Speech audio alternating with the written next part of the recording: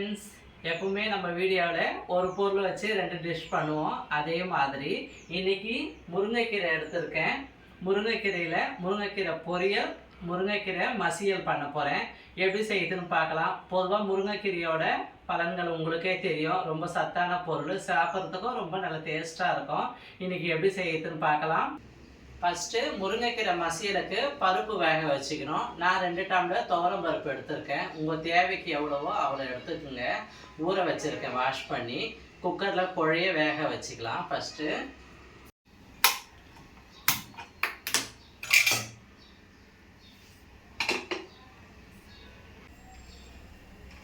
1/2 litre தண்ணி விடுறேன். துவரம் பருப்பு சேர்த்துக்கலாம். இன்னொரு 1/2 லிட்டர் தண்ணி சேர்த்துக்கிறேன். மொத்தமாக 1 லிட்டர் தண்ணியில் பருப்பு வேக வைக்கிறேன். ஸ்பூன் மஞ்சள் பொடி சேர்த்துக்கிறேன். சிறிதளவு எண்ணெய் விடுறேன். குக்கர் மூடிக்கலாம்.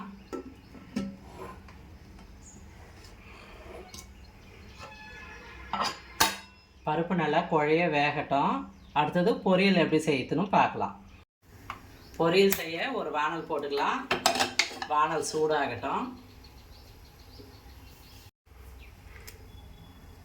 எப்பவுமே கீரைலாம் செய்யும்போது உப்பு, காரம், எண்ணெய்லாம் கம்மியாக தான் தேவைப்படும். அதிகமாக ஊற்றக்கூடாது. ஒரு அளவாக ஊற்றிக்குங்க.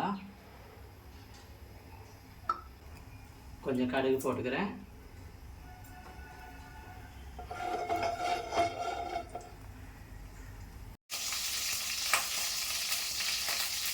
அடுத்து உளுத்தம் பருப்பு, கடலைப்பருப்பு கொஞ்சோண்டு போட்டுக்கலாம் தாளிப்புக்காக.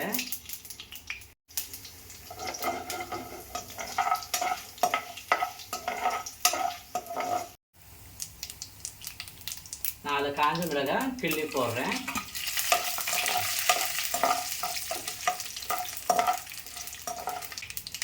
பூண்டு கொஞ்சம் போட்டுக்கலாம்.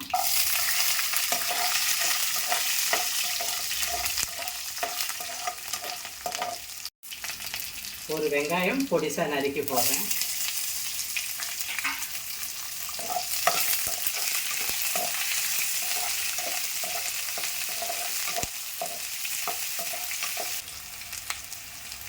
ஒரு தக்காளி பொடிசாக நறுக்கி போடுறேன்.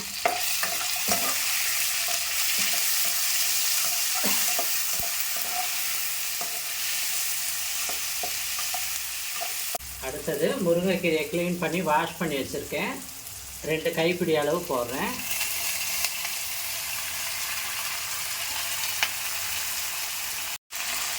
தேவையான அளவுக்கு சால்ட்டு சேர்த்துக்கிறேன்.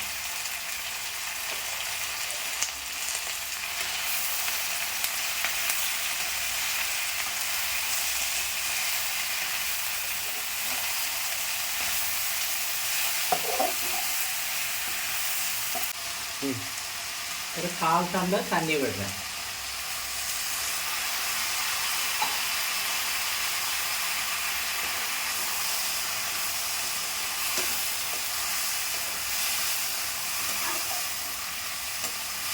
முருங்கைக்கீரை அதிகம் வேகக்கூடாது. ஒரு 2 மினிட்ஸ் வேகட்டும்.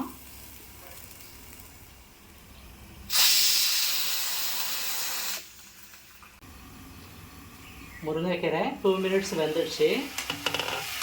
கிளறிக்கலாம்.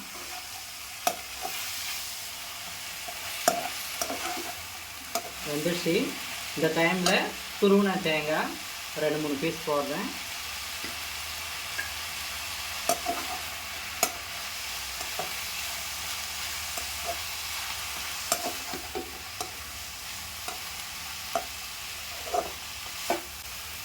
அவ்வளோதாங்க, முருங்கைக்கீரை பொரியல் ரெடி ஆகிடுச்சு.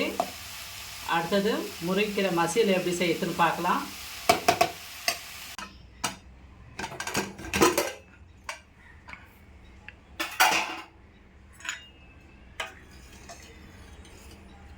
பருப்பு குழைய வெந்துடுச்சு. இந்த ஸ்டவ்வில் மாற்றிக்கலாம்.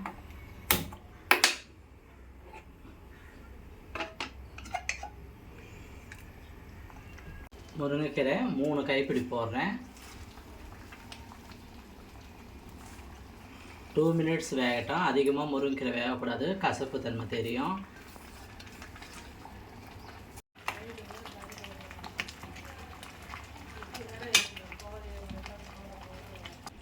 மசியலுக்கு தாளிப்பு போட்டுக்கலாம். ஸ்டவ் ஆன் பண்ணி சின்ன வானல் போட்டுக்கிறேன்.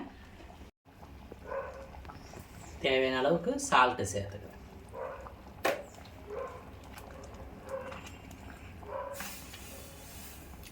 அதிகம் எண்ணெய் தேவைப்படாது, ஒரு 50 எண்ணெய் விட்டுக்கிறேன்.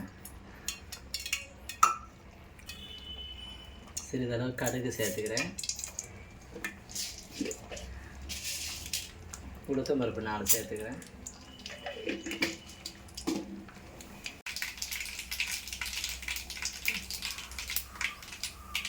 பத்து காஞ்ச மிளகாய் கிள்ளி வச்சுருக்கேன், அதுவும் இடையில சேர்த்துக்கலாம்.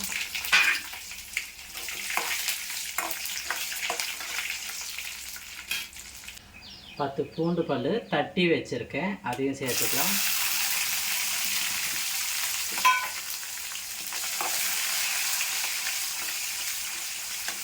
ஒரு வெங்காயம் பொடிசாக நறுக்கி இருக்கேன், அதையும் சேர்த்துக்கலாம்.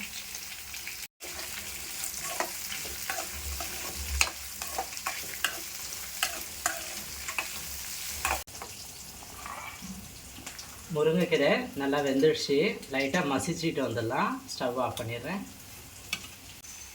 பெரிய தக்காளி பொடிசாக நறுக்கியிருக்கேன். ஒரு சில பேர் புளி சேர்ப்பீங்க, நான் தக்காளி மட்டும் சேர்க்குறேன். நல்லா வதக்கலாம்.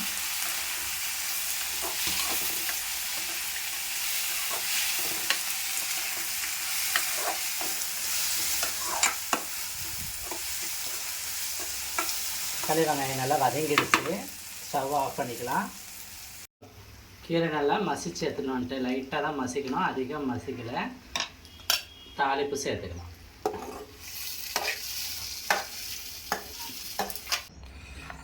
நல்லா கலந்துக்கலாம்.